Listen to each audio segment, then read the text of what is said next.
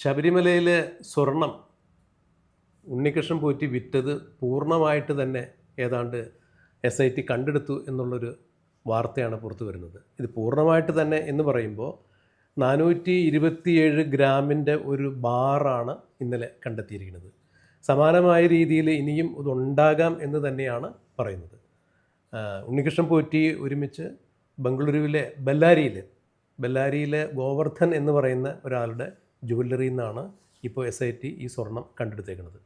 അത് ശബരിമലയിൽ നിന്ന് കടത്തിക്കൊണ്ടുപോയ സ്വർണം ഉരുക്കി ബാറുകളാക്കി മാറ്റുകയായിരുന്നു എന്ന് ഉണ്ണികൃഷ്ണൻ പോറ്റിയും ഇപ്പോൾ ഗോവർദ്ധനും സമ്മതിച്ചിട്ടുണ്ട്. ഇപ്പം നേരത്തെ ഇങ്ങനെയൊരു വിഷയം മാധ്യമങ്ങളോട് 2019 ദേവസ്വം വകുപ്പ് മന്ത്രിയായിരുന്ന കടകംപള്ളി സുരേന്ദ്രനോട് ചോദിച്ചു കഴിഞ്ഞപ്പോൾ ഒഴിഞ്ഞു മാറുന്ന ഒരു രീതിയാണ് കണ്ടത്. അദ്ദേഹത്തിൻ്റെ കാലത്തുണ്ടായൊരു അഴിമതിയെക്കുറിച്ചാണ് ചോദിക്കുന്നത്. വളരെ ഗുരുതരമായൊരു അഴിമതിയെക്കുറിച്ച്, കേരളത്തിലെ മഹാക്ഷേത്രം എന്ന് വിശേഷിപ്പിക്കാവുന്ന ശബരിമലയെക്കുറിച്ചാണ് ചോദിക്കുന്നത്. അവിടെ നിന്നൊക്കെ അദ്ദേഹം ഒഴിഞ്ഞു മാറുകയായിരുന്നു. ഉണ്ണികൃഷ്ണൻ പോറ്റിയുടെ വിശേഷം ചോദിച്ചു കഴിഞ്ഞപ്പോൾ അല്ലെങ്കിൽ അറിയുമെന്ന് ചോദിച്ചപ്പോൾ അതൊന്നും അല്ലല്ലോ ഇവിടുത്തെ പ്രധാന വിഷയം എന്നുള്ളതാണ്. പക്ഷേ അത് തന്നെയാണെന്ന് ഇപ്പോൾ കേരളം ചർച്ച ചെയ്യുന്ന പ്രധാന വിഷയം. അയ്യപ്പൻ്റെ സന്നിധിയിൽ വഴിപാടായിട്ട് ഭക്തന്മാർ സമർപ്പിച്ചിരുന്ന സ്വർണം അവിടെ നിന്നും ദേവസ്വം ബോർഡിൻ്റെ അനുമതിയോടുകൂടി, ഒരുപക്ഷെ ഈ ദേവസ്വം വകുപ്പ് മന്ത്രിയുടെ ഓഫീസിൻ്റെയോ മന്ത്രിയുടെയോ അനുമതിയോടുകൂടി അവിടെ നിന്ന് കടത്തിക്കൊണ്ടു പോയി അത് ഉരുക്കി സ്വർണ്ണ ബാറുകളാക്കി മാറ്റി മറ്റൊരു ജുവല്ലറിയിൽ നിന്ന് അതിപ്പോൾ കണ്ടെടുത്തിരിക്കുന്നു, വിറ്റിരിക്കുന്നു എന്നുള്ളതാണ്. എന്താണ് ഈ വിഷയത്തിൽ സാറിൻ്റെ പ്രതികരണം? ഒരു ചെറിയ സംശയം അങ്ങോട്ട് ചോദിച്ചോട്ടെ. എത്ര പേരെ ചോദ്യം ചെയ്താൽ ഒരാളെ ചോദ്യം ചെയ്യുന്നതിന് ഒരാഴ്ച അന്വേഷണത്തിന് ഭാഗം ഒരാഴ്ച 2 ആഴ്ച വരെ എടുക്കുന്നുണ്ട്. എത്ര പേരെ അങ്ങനെ ചോദ്യം ചെയ്താൽ അടുത്ത അസംബ്ലി ഇലക്ഷൻ കഴിയുന്നത് വരെ ഈ കേസ് അന്വേഷണം നീട്ടിക്കൊണ്ടുപോകാൻ പറ്റും? അല്ല, ഇപ്പോൾ സാറ് പറഞ്ഞതിൽ യുക്തി എനിക്ക് മനസ്സിലായി, അല്ലെങ്കിൽ അതിൻ്റെ ചോദ്യം എന്താണെന്നുള്ളത്, എവിടെയാണ് മുന്നേ ചെന്ന് നിൽക്കണമെന്നുള്ളത് മനസ്സിലായി. പക്ഷേ ഇന്നലെ ഇപ്പോൾ നമ്മൾ മിനിഞ്ഞാന്ന് മുരാരി ബാബുവിനെ അറസ്റ്റ് ചെയ്തു. ദേവസ്വം എക്സിക്യൂട്ടീവ് ഓഫീസറായിരുന്ന ആളാണ്. 2 പേരായി. അദ്ദേഹം ഇപ്പോഴും ജോലിയിലുള്ള ആൾ തന്നെയാണ്, ദേവസ്വം ബോർഡിൽ ജോലി ചെയ്യുന്ന ആൾ തന്നെയാണ്. ശബരിമലയിൽ ദീർഘകാലം ഉണ്ടായിരുന്ന ആളാണ്. ഈ ശബരിമലയിലെ മഹസറിലും രജിസ്റ്ററിലും ഈ മുരാരി ബാബുവാണ് അവിടെ നിന്ന് കടത്തിക്കൊണ്ടുപോയത്, അല്ലെങ്കിൽ കടത്തിക്കൊണ്ടുപോയതല്ല, സ്വർണം പൂശുന്നതിന് വേണ്ടി ചെമ്പ് പാളിയിലാണ് കൊണ്ടുപോയതെന്ന് എഴുതി വെച്ച ആൾ, ഡോക്യുമെൻ്റ് തിരുത്തിയാണ്. അതെ, ഉണ്ണികൃഷ്ണൻ പോറ്റിയുടെ കൈവശം തന്നെ കൊടുത്തയക്കണം എന്നുകൂടി നോട്ടിൽ പ്രത്യേകം എഴുതി ചേർത്തു. 2019 കൊടുത്തു, 2023 കൊടുത്തു, ഇപ്പോൾ 2025 കൊടുത്തു എന്നുള്ളതാണ് അതിൻ്റെ ഏറ്റവും വലിയ കണ്ടെത്തൽ. ഇപ്പോൾ ഈ തുലാമാസ പൂജകൾക്ക് വേണ്ടിയിട്ടാണ് നട തുറക്കുമ്പോഴാണ് അവസാനം സ്വർണം പൂശി കൊണ്ടുവന്ന് ഈ സ്വർണ്ണപ്പാളികൾ ചാർത്തി പൂജ നടത്തിയിരിക്കുന്നത്. അന്ന് രാഷ്ട്രപതിയൊക്കെ വന്നപ്പോൾ അതാണ് കണ്ടത്. ഇവിടെ ബെല്ലാരിയിൽ ഇത് കൊണ്ടുപോയി വിൽക്കാനുള്ള സാഹചര്യവും അവിടുത്തെ ബന്ധങ്ങളൊക്കെ ഉണ്ടാക്കിയത് ഉണ്ണികൃഷ്ണൻ പോറ്റി തന്നെയാണ്. കാരണം ബംഗളൂരുവിൽ ശ്രീപുരം എന്ന് പറഞ്ഞൊരു സ്ഥലത്ത് ഈ ഉണ്ണികൃഷ്ണൻ പോറ്റി ഒരു അമ്പലത്തിലെ ശാന്തിക്കാരനായിരുന്നു. അവിടെ അയ്യപ്പക്ഷേത്രമായിരുന്നു. അവിടെ നിന്നാണ് ശബരിമലയിൽ മറ്റൊരു മേൽശാന്തിയുടെ കീഴ്ശാന്തിയായിട്ട് പരികർമ്മിയായിട്ട് ഉണ്ണികൃഷ്ണൻ പോറ്റി പറഞ്ഞത്. അതുകൊണ്ട് തന്നെ നമ്മുടെ ഈ അന്യസംസ്ഥാനങ്ങളിൽ നിന്ന് വരുന്ന ധനാഢ്യരായ അയ്യപ്പ ഭക്തന്മാരെ കുറിച്ചിട്ട് പോറ്റിക്ക് നല്ല അറിവുണ്ടായിരുന്നു എന്നാണ് പറയപ്പെടുന്നത്. അല്ലെങ്കിൽ അത്തരത്തിലുള്ള അറിവുകൾ പോറ്റി ഇങ്ങനെ ഒരു കള്ളക്കച്ചവടത്തിന് വേണ്ടി വിനിയോഗിച്ചു എന്നുള്ളതിൻ്റെ ഏറ്റവും പുതിയ സാക്ഷ്യപത്രമാണ് ഇന്നിപ്പോൾ ബെല്ലാരിയിൽ നമ്മൾ കണ്ടെത്തിയത്. അപ്പോൾ ഭഗവാന്റെ സന്നിധിയിൽ ഉണ്ടായിരുന്ന സ്വർണം അടിച്ചുകൊണ്ടുപോയി വിറ്റു എന്നുള്ളതിലുപരി വിശ്വാസ സമൂഹത്തെയാണ് ഇതിലൂടെ വഞ്ചിച്ചിരിക്കുന്നത്. ഇതിൽ സർക്കാരിന് കൃത്യമായുള്ള ഒരു പങ്കുണ്ട്. അല്ലാതെ ഒരു കാരണവശാലും ഒരു ഉണ്ണികൃഷ്ണൻ പോറ്റിയോ ഒരു ദേവസ്വം ബോർഡ് പ്രസിഡൻ്റായിരുന്ന പത്മകുമാറോ അല്ലെങ്കിൽ ഒരു ദേവസ്വം കമ്മീഷണറോ വിചാരിച്ചത് നടക്കില്ല. ഇന്നലെ മുരാരി ബാബു SITക്ക് കൊടുത്ത മൊഴിയിലും ഇത്തരത്തിലുള്ള സൂചനകളുണ്ട് എന്നുള്ളതാണ് പറയുന്നത്. അതായത് സാറ് പറഞ്ഞ പോലെ എത്ര പേരെ അറസ്റ്റ് ചെയ്ത് കഴിഞ്ഞാൽ ഇതിങ്ങനെ തെളിയും അല്ലെങ്കിൽ നീട്ടിക്കൊണ്ട് പോകാൻ പറ്റുമെന്നുള്ളത് ഇനിയും ഒന്നിനു പുറകെ ഒന്നായിട്ട് അറസ്റ്റുകൾ ഉണ്ടായാൽ മാത്രമേ ഇതിൻ്റെ ചെമ്പ് തെളിയൂ എന്നുള്ള അവസ്ഥയിലേക്ക് കാര്യങ്ങൾ മാറി മറിയുമ്പോൾ ഒരു കാര്യം നമുക്ക് വ്യക്തമായി. ശബരിമലയിൽ അയ്യപ്പൻ്റെ സ്വർണം കട്ടെടുത്തു കൊണ്ടുപോയി അത് വിറ്റു തൊണ്ടി മുതൽ കണ്ടെടുത്തു. ഇനിയും മറ്റ് സംസ്ഥാനങ്ങളിൽ ഉണ്ണികൃഷ്ണൻ പോറ്റി കൊണ്ടുപോകണമെന്ന് പറയുന്നത്, അതായത് ആന്ധ്രയിൽ കൊണ്ടുപോകണം, ചെന്നൈയിൽ കൊണ്ടുപോകണം. ഇയാളിത് കൊണ്ടുപോയ വഴിയിലൊക്കെ ഈ ശോഭായാത്ര നടത്തുന്നത് പോലെ എല്ലാ സ്ഥലത്തും കൊണ്ടുപോയി പ്രദർശിപ്പിച്ചു, അവിടെ വെച്ച് പൂജ നടത്തി, അവിടെ നിന്ന് വഴിപാടുകൾ വാങ്ങി എന്നൊക്കെയാണ് പറയുന്നത്. അപ്പോൾ അങ്ങനെയാണെങ്കിൽ അവിടങ്ങളിലെല്ലാം ഇദ്ദേഹത്തെ കൊണ്ടുപോയിട്ട് തെളിവെടുപ്പ് നടത്തണമെന്ന് SIT പറയുമ്പോൾ ഈ തെളിവെടുപ്പുകളിൽ ഇനിയും കൂടുതൽ ഉന്നതന്മാർ പുറത്തു വരുമോ, ബെല്ലാരി രാജയെ പോലുള്ള ഗോവർദ്ധന്മാർ ഇനിയും പുറത്തു വരുമോ എന്നുള്ളതാണ് കണ്ടറിയാനുള്ളത്.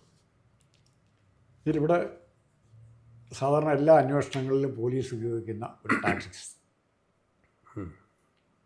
നമ്മുടെ ആകാംക്ഷയ്ക്ക് കുറേശ്ശെ മറുപടി തരിക. ഈ ആകാംക്ഷ അല്ലെങ്കിൽ ചൊല്ലി ഇതൊരു വലിയ കലാപമാവും. കഴിഞ്ഞ പ്രാവശ്യം നടന്ന പോലെ ശബരിമല ഭക്തരുടെ കലാപമായിട്ട് മാറും. അപ്പോൾ അങ്ങനെ ഒരു കലാപമാകാതിരിക്കാനുള്ള ഒരു മുൻകരുതലാണ് 400 ഗ്രാം കിട്ടിയിരിക്കുന്നത്. ഇവിടെ ഇപ്പം മറ്റുള്ളവർ പറയുന്ന കണക്കനുസരിച്ച് പഴയ ദേവസ്വം ബോർഡ് മെമ്പർ അജയ് തറയിൽ പഴയ ദേവസ്വം മന്ത്രിയായിരുന്ന തിരുവഞ്ചൂർ രാധാകൃഷ്ണൻ പറയുന്നതനുസരിച്ച് ഇതിന് അളവില്ല. ഇപ്പം നമുക്ക് അളവ് മാഗ്നിറ്റ്യൂഡ് എടുക്കാൻ പറ്റും. 2 തരത്തിലുള്ള കണക്കുണ്ട്. അത് ഇന്നത്തെ മാർക്കറ്റ് വിലയുടെ അടിസ്ഥാനത്തിൽ നമുക്ക് എടുക്കാം. അതിൻ്റെ മോഹവില ആൻറ്റിക് വാല്യൂ വെച്ചും എടുക്കാം. ഈ ആൻറ്റിക് വാല്യൂ വെച്ചുള്ള കണക്കുകൂടുതൽ ഇപ്പോൾ നടന്നിട്ടില്ല, ഇതുവരെ നടന്നിട്ടില്ല, ആരും നടത്തിയിട്ടില്ല, പോലീസ് താല്പര്യം കാണിക്കുന്നില്ല. പിന്നെ രണ്ടാമത് ഹൈക്കോടതി ജഡ്ജിക്ക് ഈ ഇപ്പോൾ 6 മാസം ഇപ്പോൾ കൊടുത്തിരിക്കുന്നു.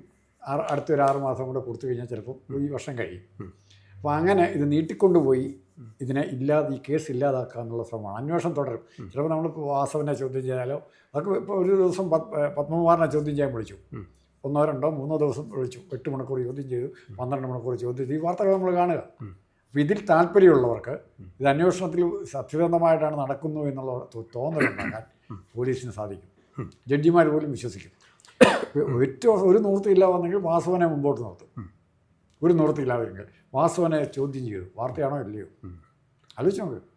അല്ല, അത്രത്തോളം ഈ എന്താണ് ഒരു പുകമറ സൃഷ്ടിച്ചുകൊണ്ട് ഈ കാര്യങ്ങളിൽ നിന്ന് സർക്കാർ വിദഗ്ധമായിട്ട് ഒഴിഞ്ഞു മാറാൻ സാധ്യതയുണ്ട്. ആരാണ് ഇത് കുത്തിപ്പോക്കാൻ പിന്നുള്ളത്? ജഡ്ജിമാരുണ്ട്. അവരെ നാളെ എത്ര ആളെ കഴിഞ്ഞ് എങ്ങനെ കൈകാര്യം ചെയ്യണമെന്ന് നന്നായിട്ട് ശിവരാജൻ കമ്മിറ്റി റിപ്പോർട്ടോടെ പോയി. അതെ, ഹേമ കമ്മിറ്റി റിപ്പോർട്ടോടെ പോയി.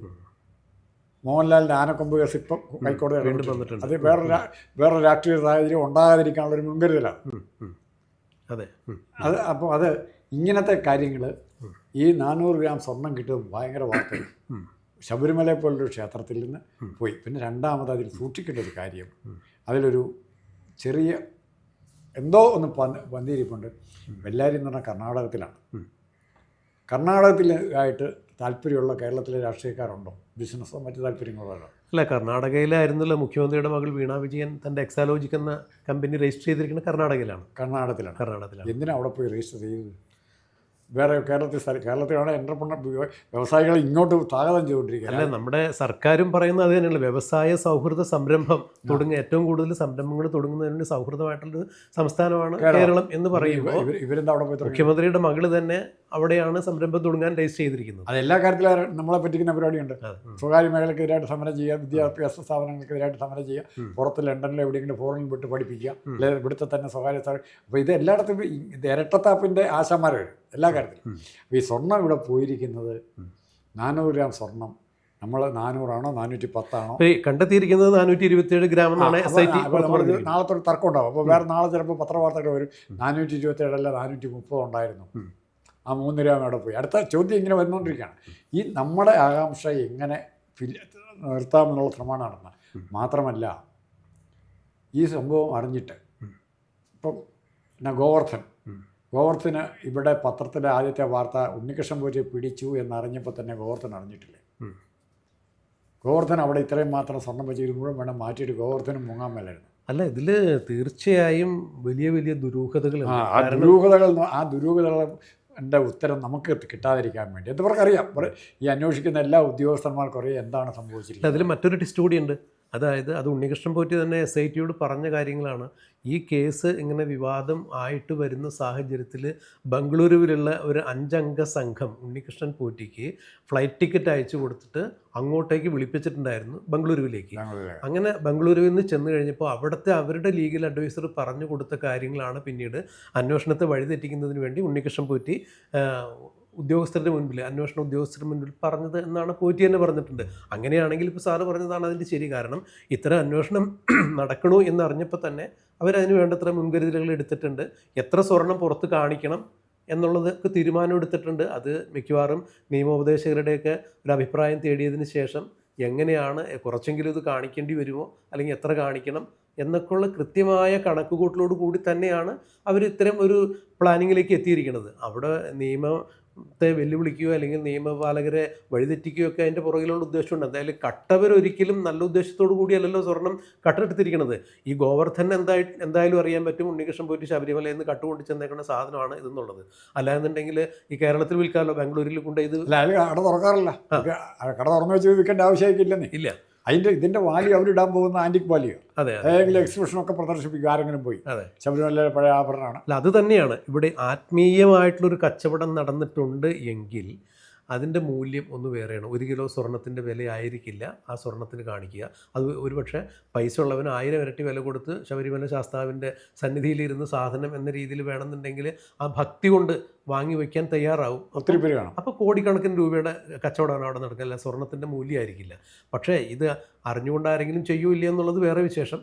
പക്ഷേ എന്തായാലും ഒരു കാര്യം ഉറപ്പാണ്, ഉണ്ണികൃഷ്ണൻ പോറ്റി ഈ സ്വർണം വിറ്റത് SIT ബംഗളൂരുവിൽ നിന്ന് കണ്ടെത്തുമ്പോൾ ഇനിയും തെളിവെടുപ്പിന് വേണ്ടി ചെന്നൈ, ആന്ധ്രയിലേക്ക് ഇയാളെ കൊണ്ടുപോകണം എന്ന് പറയുമ്പോൾ തീർച്ചയായും ഈ 427 ഗ്രാം സ്വർണത്തിൽ ഒതുങ്ങുന്ന ഒരു കാഴ്ചയിലേക്ക് ഒരുപക്ഷെ ഇനി ഒതുങ്ങി നിൽക്കുമെന്ന് നമുക്ക് തോന്നുന്നില്ല. കാരണം കിലോ കണക്കിന് സ്വർണം ആണ് നഷ്ടമായിരിക്കുന്നത്.